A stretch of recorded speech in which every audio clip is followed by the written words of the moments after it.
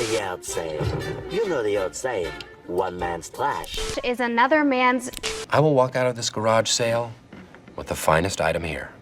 But you're going to be helping with the garage sale. It's important. Oh, right. We're having a garage sale because you lost your job.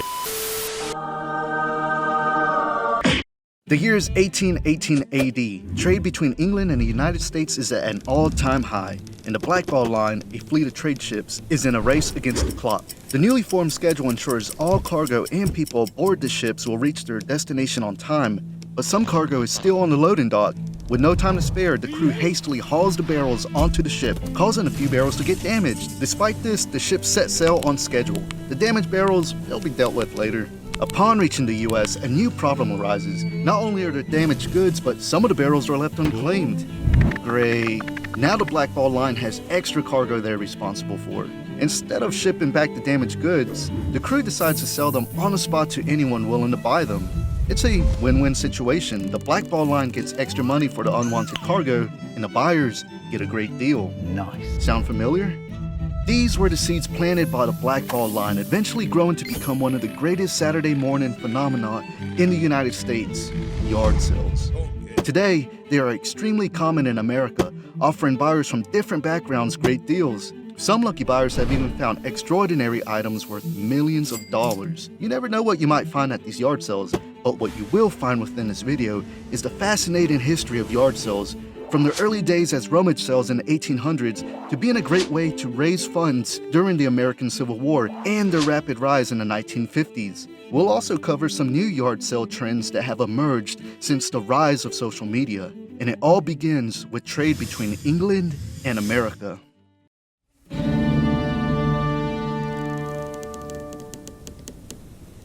Ships carrying cargo, passengers, and mail between Europe and America would sell only when fully loaded. This made sense at the time, since selling out with any unused space wasn't economical. However, the downside was that cargo and passengers sometimes had to wait weeks before departing. In the early 1800s, as trade between England and America became more common, a group of New York Quaker merchants had a novel idea: scheduled trips.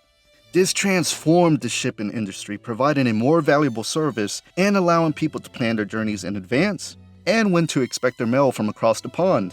On January 5, 1818, these Quakers put their notion in the ocean. The James Monroe, their best ship, embarked on the first scheduled trip from New York Harbor to Liverpool, England.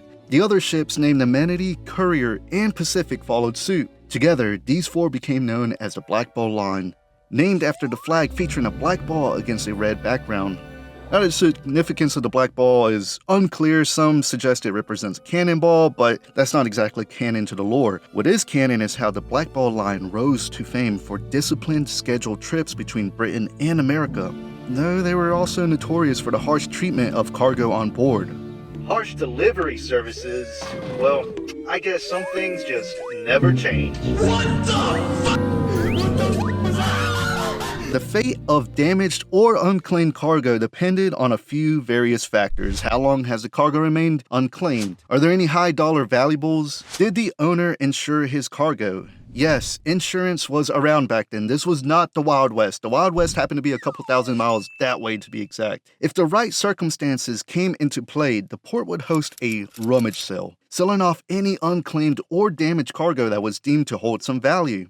What would common folk think about these sales? Oh, they love them. Being able to buy unwanted items at a great price, sign everyone up. Although these rummage sales were not advertised like today's yard sales, word did spread, leading other folks to host their own rummage sales for their own goals.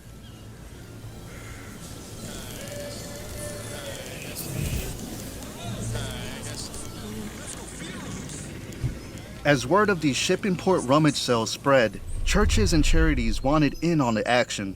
They determined they could sell unwanted goods in parks, churches, or any other public circles as a great way to raise money to benefit the less fortunate or sell necessities directly to those who were less fortunate, which is pretty incredible. I always imagined back in those days, no one gave a hoot and it was every man for himself. Now, these sales were also known as rummage sales, and they started to pop up around 1858. Again, these were a big hit for the common people.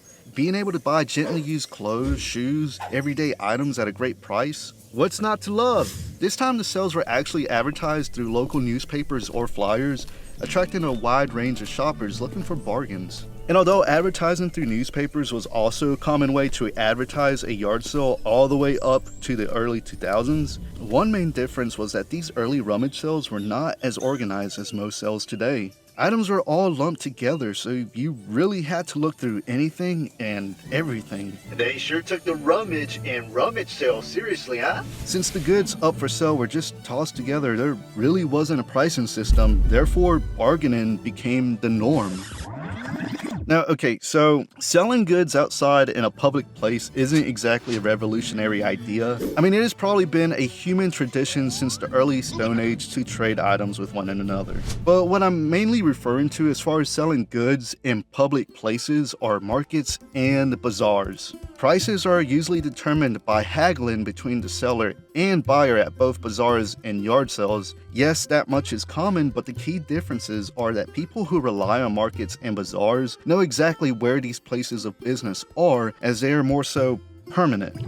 With yard sales, you have to hunt down the signs advertising the location, then you hunt down the yard sale itself. Bazaars and markets are also crucial to the local economy in cities that host them, providing locals with the opportunity of purchasing necessities and luxury items.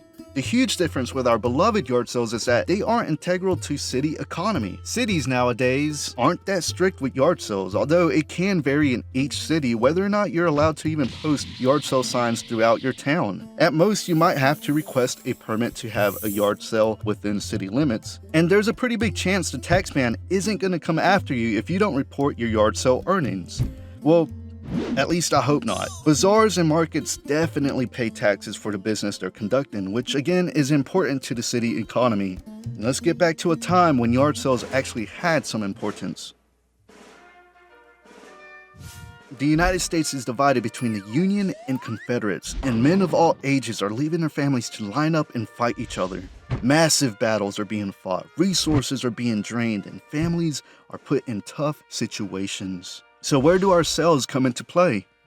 Rummage sales were a solid way for people to come together to raise money to pay for war supplies and for some families to earn some income. Since most of the men were out fighting the war, these rummage sales were hosted by women and became extremely popular as women generally did not have a way to earn income during this time period. As the war ends and the years go by, rummage sales continued along as normal and the common people were still in love with them.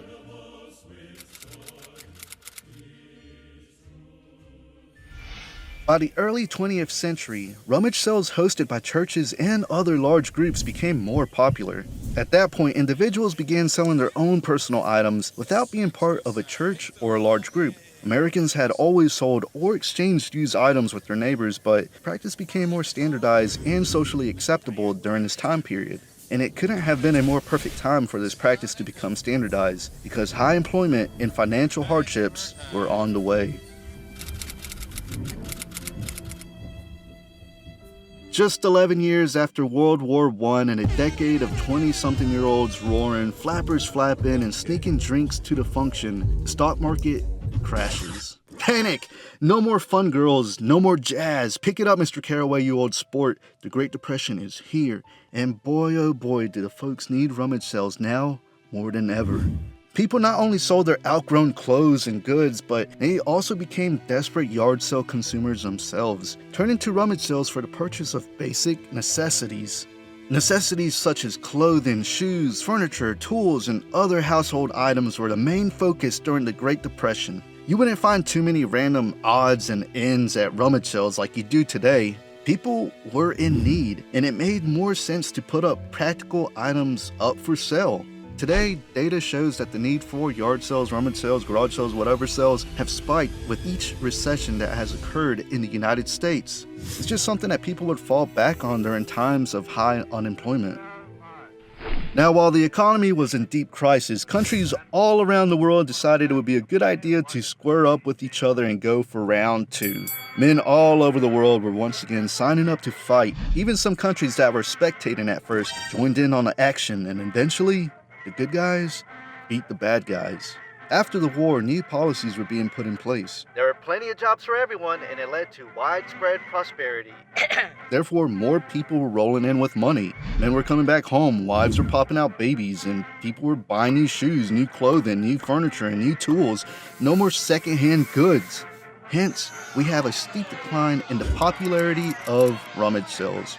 The common folk didn't want to be associated with rummage cells unless they were financially crippled and had to depend on them. At this point, anyone who wasn't going out and buying the newest and better items and instead had to resort to church-run rummage cells were considered poor. And this stigma against rummage cells stuck around for decades, up until a new type of cell emerged.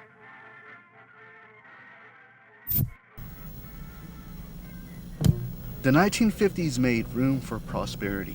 Unemployment remained low at 4.5%, and the economy grew by an overall 37%. President Eisenhower focused on low taxes, balanced budget spending, and encouraged public spending. The middle class was thriving, and veterans of the war were receiving new benefits. With the baby boom in full swing, families wanted something they could call their own. Luckily, these things were being mass-produced all around cities, and they became extremely popular, giving rise to a new type of cell.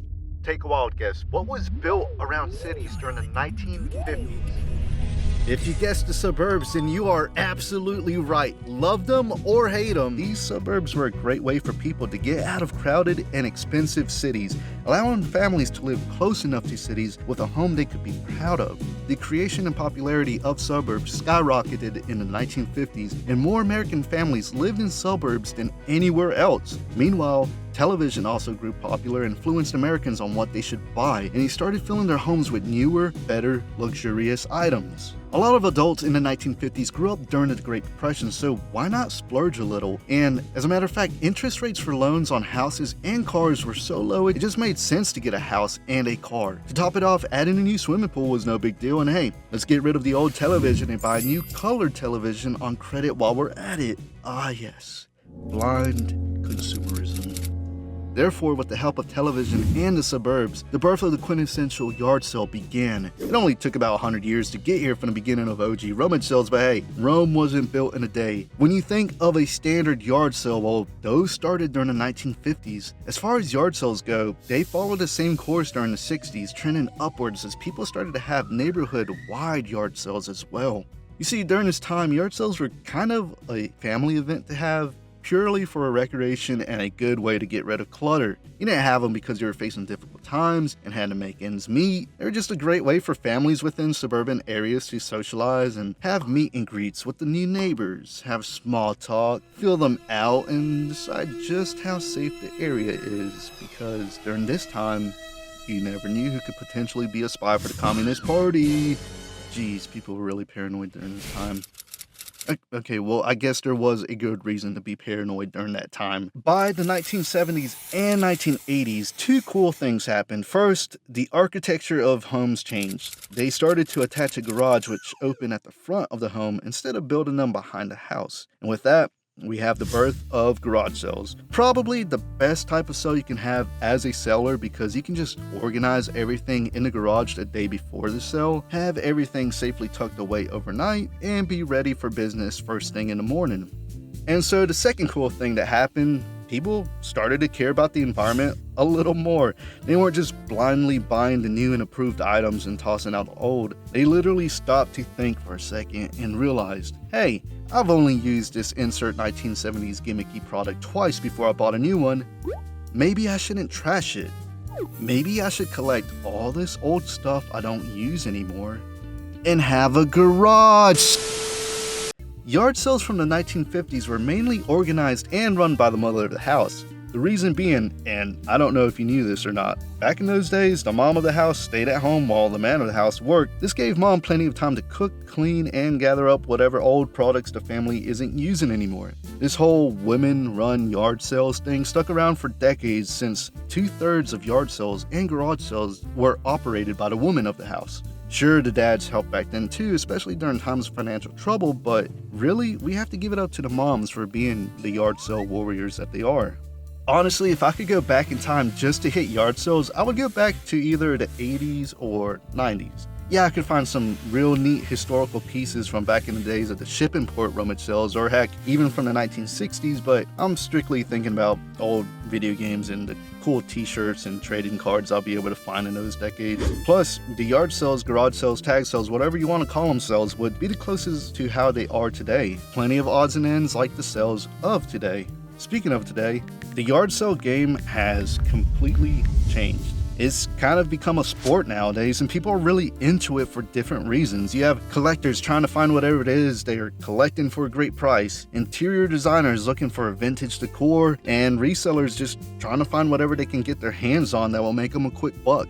The reasons behind anyone stopping at a yard sale can simply come from curiosity. No more of that past stigmatization of it being for the poor. I can't tell you how many times I've pulled up to a sale and among the line of humble Nissan Altimas and Toyota Camrys, there'll be a Mercedes parked along with them. Not that I'm judging people and determining their income by their vehicle, but I live in a small town, everyone knows everyone else, so when I see Mrs. Mercedes at the yard sale, knowing damn well her close to retirement husband makes well over 6 figures, I know she's just trying to find some great bargains. No big deal, no problem. People of all incomes are out looking for something at a good price, and when they find it, sometimes they act like animals trying to get it. That's why I say it is more like a sport. People's interests intersect and often find something that the person right behind them would love to have.